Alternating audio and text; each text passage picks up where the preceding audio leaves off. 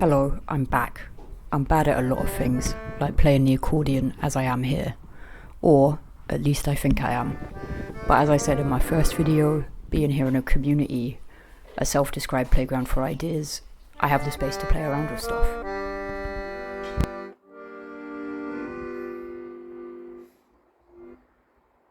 I've been learning to wood carve, for example. Unlike the Danes and the Swedes, this wasn't something that I learnt in school. Also, there's my friend Thibaut. Hi Thibaut. I'm not very good at wood carving, especially spoons, which I've been making a lot of. You have to use a curved tool, like the one I'm using here, to make the bowl of the spoon. When you're digging out a knot, you really have to chip away at it, bit by bit. If you don't, you can lose control pretty easily, which is how I got a big cut in my thumb. I sliced right into myself. I realised I have to take it slow. Sometimes, when I come across a tough bit, I think I'll never get through. I have to remind myself that I've done it before and I can do it again. I chip away millimetre by millimetre till it's gone. It's a very apt way, for me at least, to look at life. Even though I get hurt, I just have to keep going. When I come to a hard part, I have to remember that I can get through it, bit by bit, just like I've done before. And even though my spoons don't look like conventional spoons, the same way my life isn't a conventional life, it's still pretty fucking cool. And I'm still figuring out how to do it. This brings me on to another thing I'm bad at, cycling. I live here on Gotland, not quite in the middle of nowhere. We're about 10 kilometres away from Visby, the big town. But I can't be relying on countryside bus timetables. I've got to do something that scares me, cycling. I learnt how to bike when I was 27, just before moving to Sweden. My friend Nula taught me over the course of 3 evenings in a park in Highbury. We used the Boris bikes and we did our best. My friend Pasha came and did an impression of Leah Williamson to spur me on. Nula was scared of bikes from a previous crash, and because of my own lack of belief in myself and my lack of experience, I remain scared to this day. I actually recently had a crash on a bike. Here are all my bruises. But bruised egos hurt more. I spent the night after tossing and turning. It was a head-on collision with a teenager not looking and not in single file coming out of a tunnel. It wasn't my fault, at least entirely, though of course, with my brain, I blamed myself entirely. I messed up. But I won't let this stop me. I can't. I've got places to go, people to meet, and the freedom that comes with cycling is, I won't lie, a beautiful thing. With cycling, as with most things, if I mess up, I can hurt others, not just myself. This is a huge responsibility and one that I think about often. I was recently in Førde, the northern part of Gotland, with my partner. I haven't in the past let myself be in relationships or let anyone get too close because of this fear that I would mess up and hurt them. I know now that this removal of myself in fact hurts the people that want to be close to me.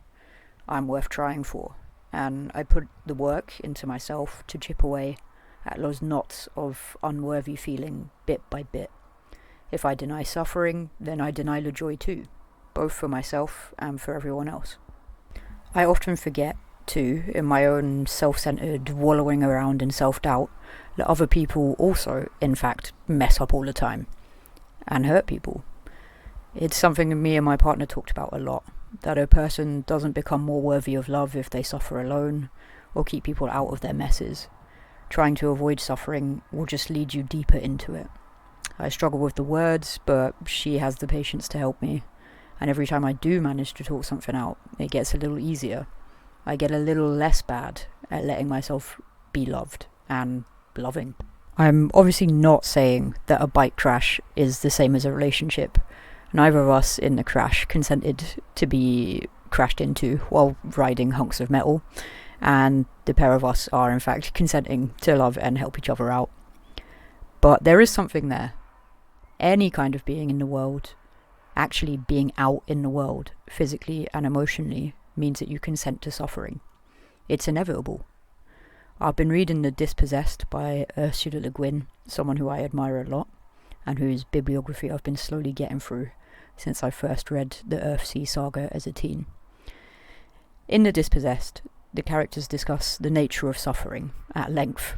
In spite of living in a seeming utopia, suffering abounds on the anarchist moon of Anares, And look, I don't know if I'm saying that right, okay? Sci-fi is crazy. She made that up. The cause of their suffering on Anaris, at the deepest level, is through attempting to avoid suffering, to plan everything through, to keep safe everything they've managed to create. But this just seals up growth. Le Guin terms it the wall. And I've built up so many walls. We all do. But they end up keeping us from being free. Yeah, I don't really know how to end this without sounding like Michael Scott. But you do miss 100% of the shots that you don't take. Just go out there and be bad at stuff, comrades. And I'm ending this video with another beetle. Another beetle. It's the same beetle. It's the rhino beetle. You know her. It's the rhino beetle larva, and this guy was so bad at hiding, which is basically his only job, that we accidentally dug him out of our tomatoes while we were replanting them. So we put him back, and he started digging himself back in to keep trying to grow up into one of Europe's largest beetles. And I'm proud of this guy. I'm proud of myself, and I'm proud of you. Keep suffering, keep growing. We've got boulders to push up hills. Let's go! Actually, I lied. I have more to say. I recently was messing up serving my friend food, and I said, "How long is it going to take before you stop trusting me?" And she said, "What if I know you're going to mess up and I'm okay with it?" And that's something else to consider too. Keep messing up. Keep thinking people are probably going to be okay with it. And move forward in that trust. Okay, now bye, for real. Look at these horses, they're so nice.